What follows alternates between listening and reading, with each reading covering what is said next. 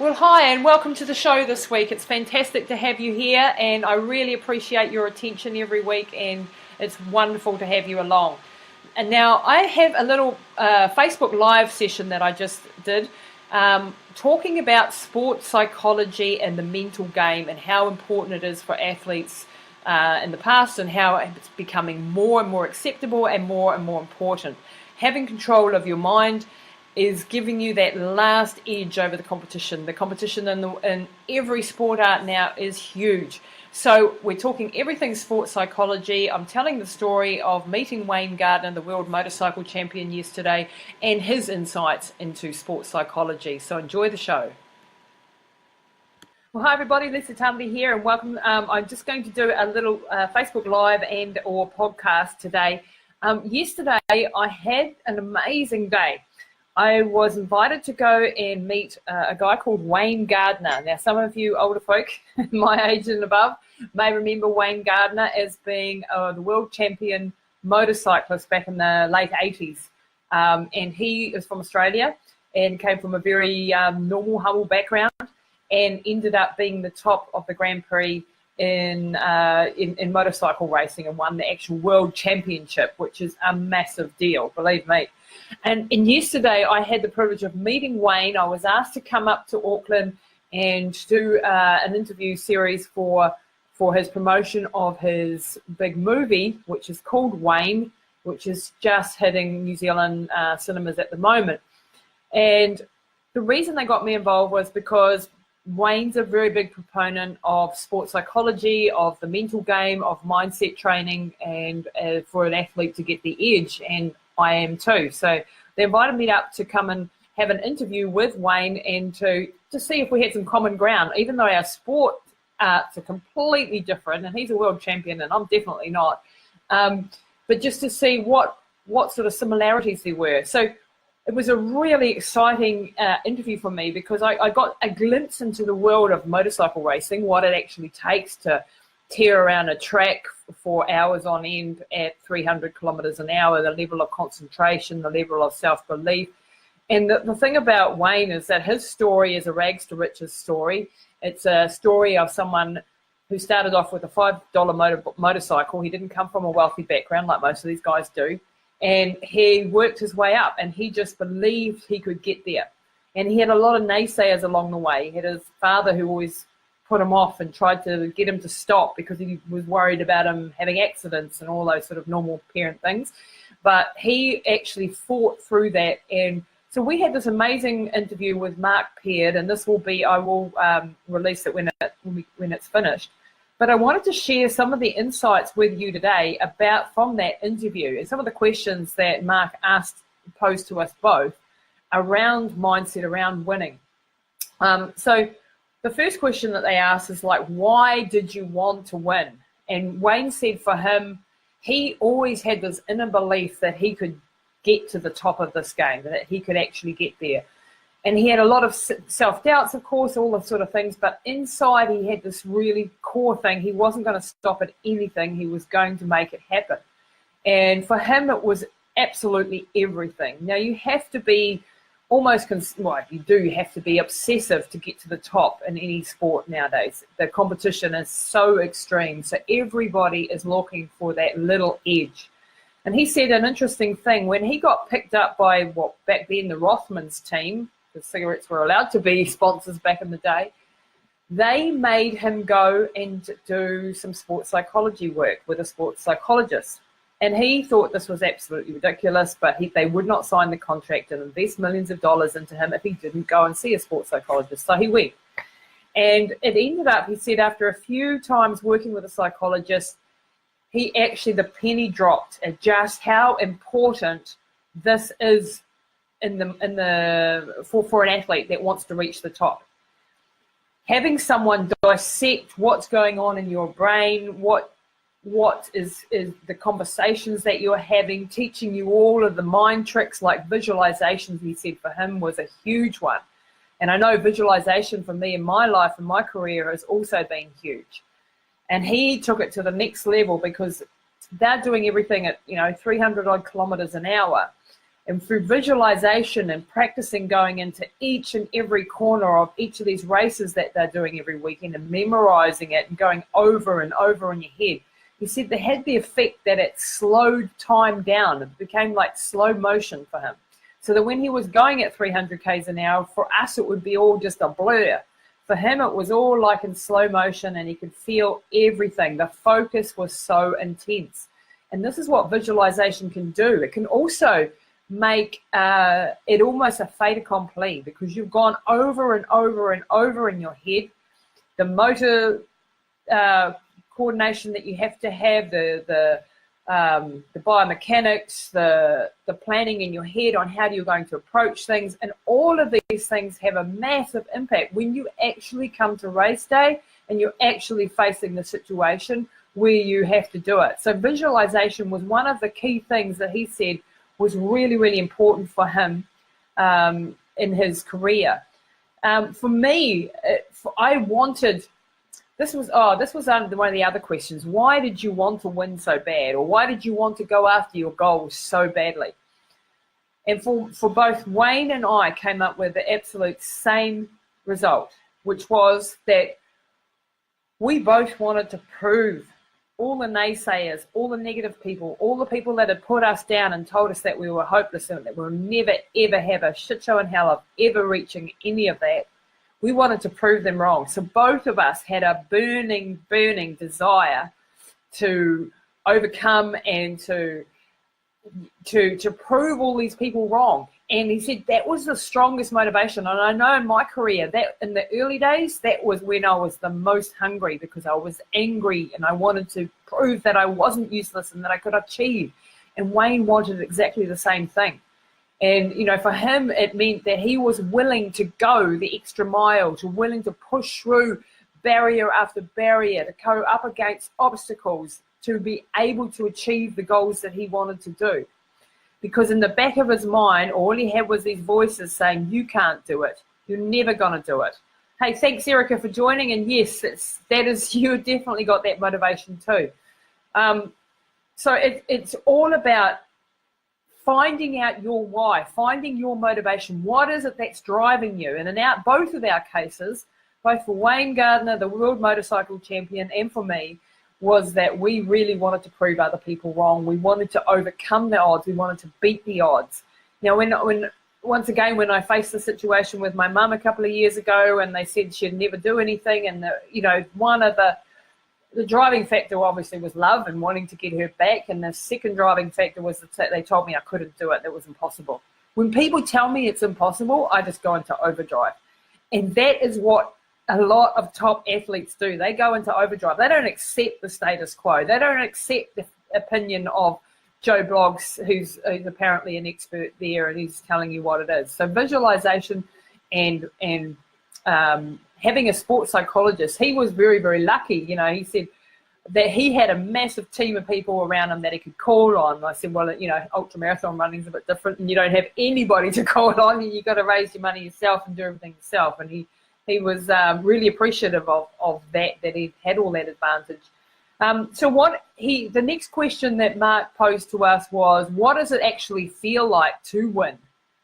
And my answer to that was, you know, it's a culmination of years and years of training. It's the culmination of a whole lot of things coming together. And I wish that when I looked back over my career, I had enjoyed those wins more. I wish I'd reveled in the victory instead of looking straight to the next mountain to climb. I didn't appreciate enough when I actually did something massive. I didn't sit there and enjoy the victory and gather strength from that victory before I went and tackled another thing. I was always a bit lost after a big race. And Wayne said the same thing in the fact that he was training for years and years and years to reach the pinnacle, to reach this world championship. It had been extremely, excruciatingly difficult. And then when he finally got there, he said it was elation, it was amazement, it was incredible. He said, you know, 100,000 people in the stadiums chanting your name. He said, those are moments that just give you, you know, goosebumps. And when he looks at the video footage back now of those days, he still has that feeling of victory, of I actually did that, and all, you know, the amazing sense of accomplishment. And then wanting what's next is always the question. And he said he too felt at the same time as he had this elation and this, you know, I've finally reached the pinnacle, he also had this hole of, oh my gosh, I've reached my goal. Where to from here? How can I better that one? You know, how do I keep the pressure up, to keep motivated, to keep fighting on? And he did. He had, he went over and started, like, the whole race scene in Australia, the motorcycle race scene went crazy. He started a race in Phillip Island.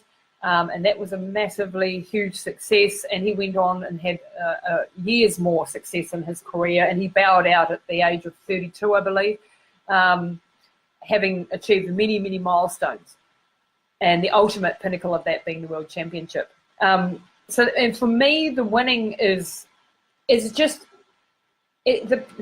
what I really appreciate about is the whole process. When you actually get to the top of the mountain and you've actually finished that race or you've achieved that goal, and you look back and you think, man, I came all that way and I never knew whether I was going to get here. Now I'm sitting on the top of the mountain and I can actually see how I got here, what I did, and I know the outcome now. And having that certainty is just absolutely beautiful. And you want to keep having that feeling. And so that drives you on to pushing to the next level and working it out, what's next for you. The next question that they asked is, when did you first discover sports psychology? So for Wayne Gardner, that was back when Rothmans made him go, and he actually hid the fact that he went to a psychologist for the first 2 years. He didn't tell anybody, he hid it, he was embarrassed about it.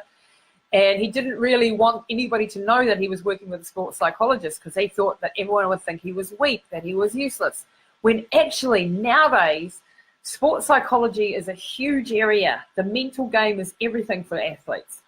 If you ask me what is the most important thing, you know, whether it's your training, whether it's your equipment, whether it's your team, whether it's nutrition and your health, I'd say still the most important thing is your mindset. If you don't have your mental game on right, if you don't have that voice inside your head that tells you can win and you will win, if you just keep moving forward and keep fighting through all the obstacles, then you know you're not going to sort of overcome all those things.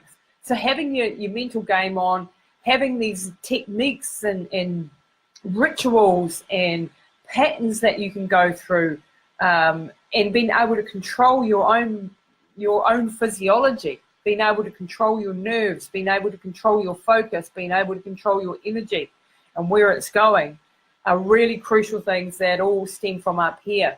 And in the case of the sport that I do, it's obviously about pushing them being able to withstand huge amounts of pain, to be able to withstand your body partly shutting down on you.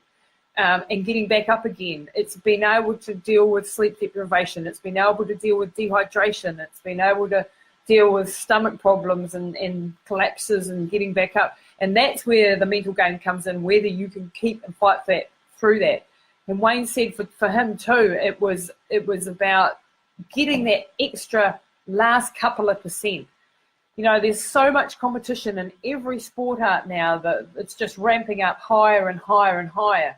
And if you want to get that edge, if you want to be that champion, if you want to be the top of your game, then you got to find an edge over your competition. And the biggest place to get that edge is usually in your mindset. Everyone's got the best training and the best nutrition and the best things, but really the mind is where you can make, it's a game changer. You know, it's something that can actually make a difference to your whole career. If you can build your confidence, if you can build your discipline, your ability to withstand more pain, if you can push through suffering, if you can keep a focus on everything, all of these sorts of mind things really come into play as to how long and how hard you can go. What else did Wayne say? So his movie is now out they've just had the premieres in Christchurch and Wellington and Auckland in the last few days, and it's called Wayne. And it's going to be an epic adventure. I haven't actually got to see the whole movie. I've only seen the trailer, but it's what an incredible life he's led. Wayne is now living in Monte Carlo, living the high life. His son is now a Grand Prix racer. He got into touring cars as well, and has lived in, the last 30 years, this high life, because he overcame all these barriers, and he believed in himself, and he was able to get there. And he told me about his parents a little bit, and he said his mum was always supportive, always, you can do this and go for it, son, and you're going to make it. And his father was always negative, and he was always putting him down and telling him that he couldn't, or that he was, I think, more scared for him than anything else. And that was a real hard thing for Wayne to develop, but he overcame that by making that into his motivation, to making that into his fight. So they asked us, what is the future of sports psychology? I think the top teams now, like the All Blacks and so on, they all have sports psychologists. They all work with people that work on your mental game, and I think this is an up-and-coming area. It's an area that I have a special interest in, and I actually have a online course, a Mindset Academy, I call it, The Path of an Athlete, and it's a really in-depth look at all the techniques, all the rituals, and all the sort of things that you can do to change your mindset, to be able to set and achieve massive goals, to overcome, to be able to see things as challenges rather than threats, to be able to feed that little voice inside you that says you can, and how to ignore that voice that says you can't. All of these sort of tricks that are really valuable for athletes, but also, in your business life and in your personal life. It just cuts across the board. And both Wayne and I totally agreed that even though our sports were completely different, and we had, really different things that we had to focus on, we both had this really similar mindset, and that the mental game is really, really where it's at. So that's all I wanted to share with you guys tonight. So thank you very much for listening. And I hope it just provided a little bit of insight for you. If you're an athlete, if you want to get to the top of your game, if you're a young athlete heading for a great career, concentrate on your mind game. Concentrate on your confidence. Concentrate on getting coaches or sports psychologists, or, reach out to me if you want to find out about my course and what I do. And I love helping athletes achieve amazing results through the power of the mind. Wayne agreed too that it's not talent. He said he wasn't particularly talented as a racer. There were other guys who had more ability, and he said 99 times out of 100, the ones with the super abilities, they never make it because they haven't had to fight. He said it's the ones who've had to fight, and I definitely didn't have any talent, and I still don't, and it's very frustrating at times, but I still fought my way up to doing what I did, and I'm very, very pleased that I did overcome that, and that mental game that I learned upon the way has been really, really useful to me. So thanks very much listening to us, to me tonight. I really appreciate your time, and I hope you'll tune again next week. I'll be doing another Facebook Live /podcast. And if you would need any help with your coaching, then we would love to help you there. Running Hot Coaching is our company, and we have a really holistic approach to the way we coach athletes. We draw a line in the sand, and we're not about high mileage training. We're about time efficiency, about energy efficiency, about using your mind, creating a health alongside fitness, and they don't always go hand in hand. So if you want to find out more about that, then I would love you to come and check us out at runninghotcoaching.com, or just reach out to me and ask me a question. If you've got something that's burning in your mind, please let me know. Love to hear from you. Thanks, guys. Do you want to run faster, further, without pain and injuries? Do you want to learn how to maximize your limited training time to get the most out of yourself? If you want a PB at your next ultra marathon, or you just want to run your very first kilometer, then we can help you get there using our holistic 5 pillars approach.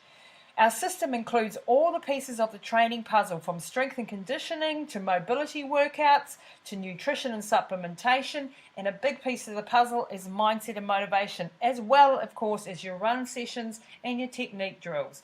To find out more, download our free online run training e-course at runninghotcoaching.com.